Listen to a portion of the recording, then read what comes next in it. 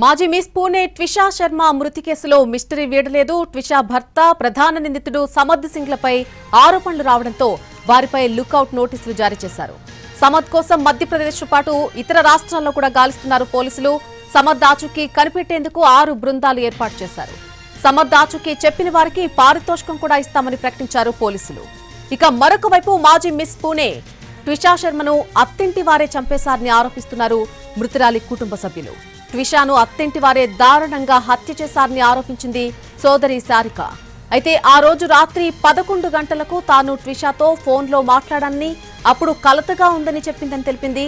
తన సోదరి ఆరోగ్య పరిస్థితిపై ఆమె భర్త, అత్త తమకు చెబితే ఆమెను తమ ఇంటికి తీసుకొచ్చి రక్షించుకునేవాళ్లమని కన్నీటి పర్యంతమైంది సారిక. అదనపు కట్నం కోసం అత్తమామలు తన్ను వేధిస్తున్నారని ట్విషా శర్మ తమతో చెప్పేదని, మెసేజ్లు కూడా చేసిందని సారికతో పాటు ఆమె తల్లి, సోదరుడు చెబుతున్నారు. ఈ కేసులో ఆరోపణలు ఎదుర్కొంటున్న ట్విషా భర్త సమద్ సింగ్ పరారీలో ఉన్నాడు.